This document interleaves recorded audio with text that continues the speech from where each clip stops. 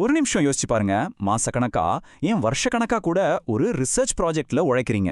ஆனா கடைசி நேரத்துல அதுல ஒரு பெரிய தப்பு இருக்குன்னு தெரிய வருது. அப்பப்பா, இது எந்த ஒரு ஆராய்ச்சியாளருக்கும் ஒரு கெட்ட கனவு மாதிரி தான். இன்னைக்கு அந்த மாதிரி கனவுகள் நிஜமாகாம தடுக்கிற ஒரு சூப்பரான விஷயத்தை பத்தி தான் நாம பார்க்க போறோம். இந்த வார்த்தைகள் சும்மா சொல்லப்பட்டதில்ல, இது ஒரு எச்சரிக்கை மணி.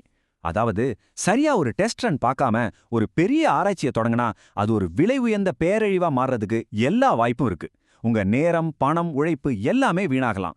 இதுதான் நாம இன்னைக்கு சரி செய்ய போற பிரச்சனை. சரி, அந்த பெரிய பிரச்சனைக்கான தீர்வு என்னன்னா அதுதான் பைலட் ஆய்வு. ரொம்ப சிம்பிளா சொல்லணும்னா, ஒரு பெரிய சினிமா ரிலீஸ் ஆகிறதுக்கு முன்னாடி வர்ற ட்ரெய்லர் மாதிரி தான் இது. முழு படத்தையும் காட்டுறதுக்கு முன்னாடி எது ஒர்க் அவுட் ஆகுது, எது ஆகலன்னு ஒரு சின்ன முன்னோட்டம் பார்த்துக்கலாம். இது உங்க முக்கியமான ஆய்வுக்கான ஒரு மினி ரிஹர்சல் வச்சுக்கோங்களேன். இப்போ இந்த 2 வார்த்தைகளை நல்ல கவனிங்க. முதல்ல, இது ஒரு முதன்மை தடுப்பு. அதாவது பிரச்சனை ரொம்ப பெருசா ஆகிறதுக்கு முன்னாடியே அதை தடுத்து நிறுத்துற ஒரு சேஃப்டி நெட். அதே சமயம் இதுதான் உங்க ஆராய்ச்சியோட வெற்றி என்ற பெரிய பில்டிங்குக்கு தேவையான கட்டுமான கற்கள். உங்க ஃபவுண்டேஷனை இது ரொம்ப ஸ்ட்ராங்காக்கும். ஓகே, பைலட் ஆய்வுனா என்ன, ஏன் அது அவ்வளோ முக்கியம்னு இப்போ நமக்கு புரிஞ்சிருச்சு. ஆனா அதை எப்படி நடத்துறது? வாங்க ஒரு பைலட் ஆய்வை எப்படி திட்டமிட்டு நடத்தலான்னு பிராக்டிக்கலா பார்ப்போம். இதை நம்ம ஆராய்ச்சிக்கான ஒரு 6 படி ட்ரெஸ் ரிஹர்சல்னே சொல்லலாம். அப்போ நம்ம மெயின் ரிசர்ச்சை யாரும் அசைக்க முடியாத அளவுக்கு புல்லட் ப்ரூஃப் ஆக்கிறதுக்கு என்னதான் வழி? அதுக்கு என்ன ரகசியம் இருக்கு? வாங்க அந்த கேம் பிளானை ஒன்னா சேர்ந்து ஸ்டெப் பை ஸ்டெப்பா பார்க்கலாம். இந்த 6 படிகளை ஒவ்வொன்றா பார்க்கலாம். First step planning. உங்க நோக்கம் என்ன? உங்க கேள்வித்தாள் ரொம்ப நீளமா இருக்கான்னு செக் பண்ணணுமா? அதுக்கு ஒரு சின்ன சாம்பிள், அதாவது உங்க முக்கிய ஆய்வோட 10% 20% மக்களை மட்டும் தேர்ந்தெடுங்க. அடுத்து உங்க டூல்ஸை டெஸ்ட் பண்ணணும். நீங்க கேட்கிற கேள்விகள் மக்களுக்கு புரியுதா இல்ல குழப்புதா? இதை கண்டுபிடிக்கிற இடம் தான் இது. 3வது லாஜிஸ்டிக்ஸ். டேட்டா கலெக்ட் பண்ண நிஜமாவே எவ்வளோ நேரம் ஆகுது? நீங்க டார்கெட் பண்ற ஆட்கள் உங்க ஆய்வுக்கு வராங்களா? இதெல்லாம் செக் பண்ணணும்.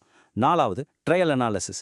நீங்க சேகரிச்ச அந்த கொஞ்சம் டேட்டாவை உங்க சாஃப்ட்வேர்ல போட்டு அது சரியா வேலை செய்தான்னு பார்க்கணும். 5வது ஃபீட்பேக் வாங்கி திருத்துறது. பங்கேற்பாளர்கள் கிட்ட அவங்க அனுபவம் எப்படி இருந்ததுன்னு கேட்டு தேவையான மாற்றங்களை செய்யணும். கடைசியா 6வது படி ரிப்போர்ட்டிங்.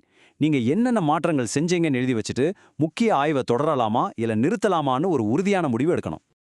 இதுவரைக்கும் எப்படின்னு பார்த்தோம். ஆனா ஏங்கிற கேள்விக்கு என்ன பதில்?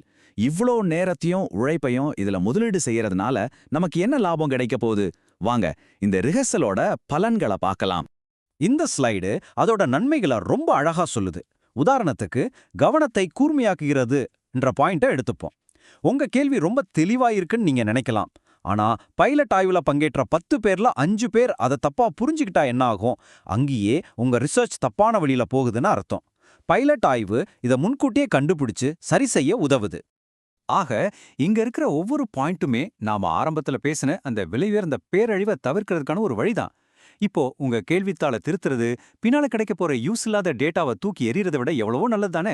உங்க டீமுக்கு ஒரு நல்ல பயிற்சி கிடைக்கிறது உண்மையான ஆய்வுல நடக்கக்கூடிய பெரிய தவறுகளை தடுக்கும். ஒவ்வொரு நன்மையுமே உங்க நேரத்தையும் பணத்தையும் பாதுகாக்குது. சரி, இப்போ ஒரு ரியாலிட்டி செக். பைலட் ஆய்வுகள் ரொம்பவே பயனுள்ளது தான். ஆனா அது எல்லா பிரச்சனையும் தீக்கிற ஒரு மேஜிக் மந்திரக்கோல் கிடையாது. அதுக்கும் சில வரம்புகள் இருக்கு. அதையும் நம்ம கண்டிப்பா புரிஞ்சுக்கணும். இந்த வரம்புகளை புரிஞ்சுக்கிறது ரொம்பவே முக்கியம். உதாரணத்துக்கு முதல் பாயிண்ட பாருங்க.